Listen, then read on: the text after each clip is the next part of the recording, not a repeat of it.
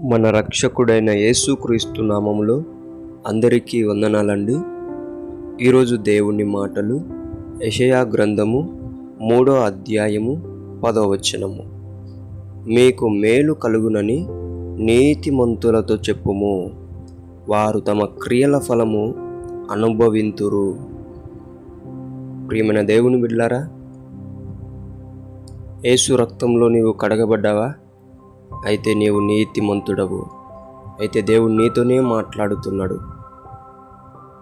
మేలు కలగజేయునని నీతిమంతులతో దేవుడు చెప్పమంటున్నాడు. దేవుని బిడ్డ, నీవు యేసుక్రీస్తు రక్తంలో కడగబడిన తర్వాత, నీతిమంతునిగా తీర్చబడిన తర్వాత, నీవు మేలు చేసేదానికి నీకు కీడు సంభవించిందేమో, నీవు మంచి చేస్తే నీకు చెడు జరిగిందేమో.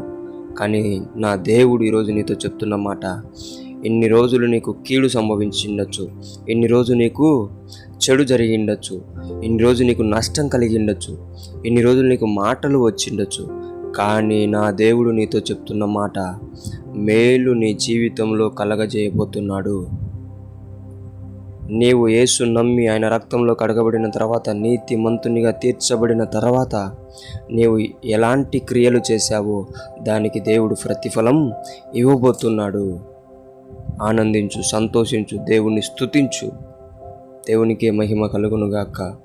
ప్రతి ఒక్కరూ కూడా మేలు, దేవుడు అనుగ్రహించే మేలును పొందుకోవాలని, నీతిమంతుని క్రియల ఫలం మీరు అనుభవించాలని దేవుని పేట మనవి చేసుకుంటున్నాను. దేవుడి మాటలను దీవించునుగాక. ప్రార్థిద్దాం. దేవా, మీకు వందనాలు. నీ బిడ్డలు నీ రక్తంలో కడగబడి నీతిమంతులుగా తీర్చబడ్డారు. అప్పటి నుండి ఇప్పటి వరకు ఎన్నో మాటలు, ఎన్నో చెడు, ఎంతో నష్టం, ఎంతో కీడు అయినప్పటికీ నీలో నిలబడి ఉన్నారు ప్రభువా. వారి క్రియలకు నీవు ఫలమును దయచేయమని ప్రార్థిస్తున్నామయ్యా. అలాగుననే వారి కష్టానికి మేలు కలగజేయమని ప్రార్థిస్తున్నాం. యేసు క్రీస్తు నామములో సహాయం చేయమని ప్రార్థించి వేడుకుంటున్నాం తండ్రి. ఆమేన్.